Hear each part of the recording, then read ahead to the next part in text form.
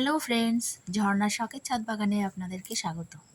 এই দেখুন, একটা ছোট্ট মিষ্টির কন্টেনারে আমি একটা ডাঁটা গাছ লাগিয়েছিলাম। কত বড় হয়েছে ডাঁটা গাছটা! একেবারেই কম মাটিতে খুব সুন্দর ডাঁটাটা হয়েছে। আর এদিকে দেখুন, এখানেও কিন্তু মাটি বেশি না, তো এখানেও ভালো ডাঁটা হয়েছে। ডাঁটাগুলো সুরেশ্বরী ডাঁটা, এ ডাঁটায় ফুল হয় না, কিন্তু আমার ছাদ বাগানে প্রথম লাগিয়েছি এই ডাঁটা। খুব সুন্দর হয়েছে। দেখুন, এত লম্বা হয়েছে যে আমার থেকেও লম্বা হয়েছে। এত বড় ডাঁটা দেখে ভাবছেন ডাঁটাটা পেকে গেছে, খাওয়া যাবে না, কিন্তু না, ডাঁটাটা বড় হলেও রান্না করলে কিন্তু খুব নরম। আর এদিকে দেখুন, 2-3 দিন বৃষ্টি না হওয়াতে মাটি ফেটে একদম চৌচির।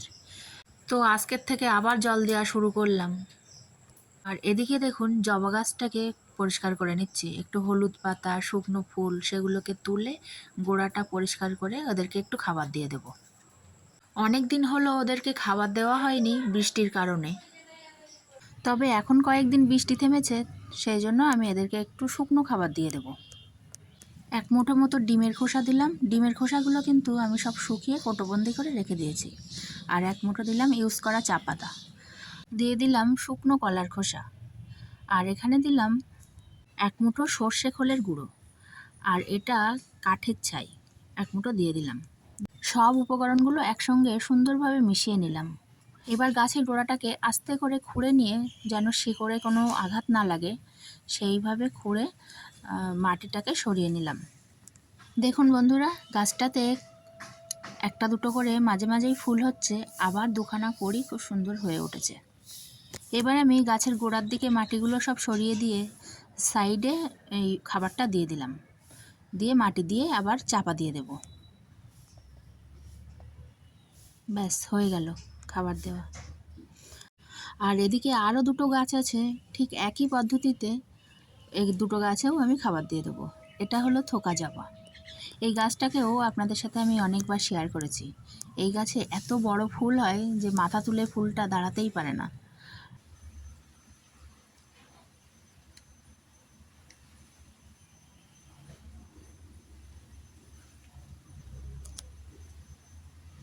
আর এই দেখুন, এদিকে আর একটা গাছ, এটা হলো লক্ষ্মী জবা গাছ। এই গাছেও ঠিক একই পদ্ধতিতে ওইভাবেই আমি খাবারটা দিয়ে দিলাম।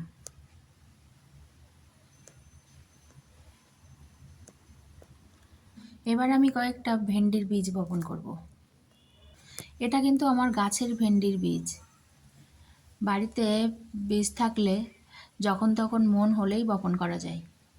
তো ভাবলাম আমার ভেন্ডি গাছগুলো অনেক দিন হয়ে গেছে, আবার নতুন করে কয়েকটা চারা তৈরি করি। তো কয়েকটা বীজ বসিয়ে দিলাম, দেখা যাক চারা হয় নাকি। আর এদিকে দেখুন, লক্ষ্মী গাঁদা গাছের থেকে আমি আবারও কয়েকটা ডাল কাটিং করে নিচ্ছি। ডোগাটা একটু বড় করে কাটলাম, এদিকে আমার গাছটাও ঝাঁকড়া হবে, আর নতুন করে আবার চারাও তৈরি হবে। ডোগাটা কেটে আমি পাশেই বসিয়ে দিলাম, পরে আবার এখান থেকে তুলে অন্য কোথাও বসিয়ে দেব। আর দেখুন, ছাদ বাগানে আবার কত সুন্দর আবার একটা গোলাপ হয়েছে, দেখতে কিন্তু অপরূপ সুন্দর লাগে। এখানে যে একটা ওল গাছ বসিয়েছিলাম, পাশ দিয়ে আবার একটা গাছ হচ্ছে। ওই গাছটা আরেকটু বড় হলেই আমি কেটে নেব। ছাদ বাগানের কাজ মোটামুটি আজকের মতোই এটুকুই করব, আর সব শেষে একটু সবজি তুলে নেব। আজকে ছাদ বাগানে তেমন কিছু ভ্যারাইটিস সবজি নেই, আছে শুধু ভেন্ডি।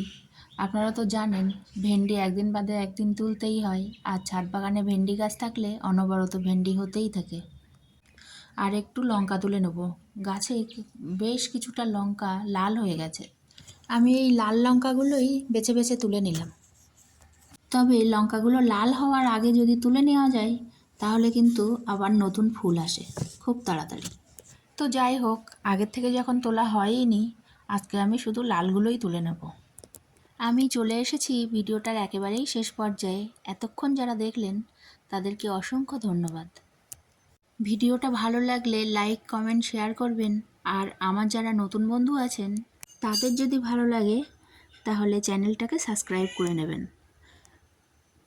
তো আপনারা খুব ভালো থাকবেন, সুস্থ থাকবেন, সবুজের সঙ্গে থাকবেন, আর আমার মতো ছাদে বাগান করবেন, দেখবেন খুব ভালো লাগবে। তো দেখা হবে পরের ভিডিওতে। আজকের মতো টাটা।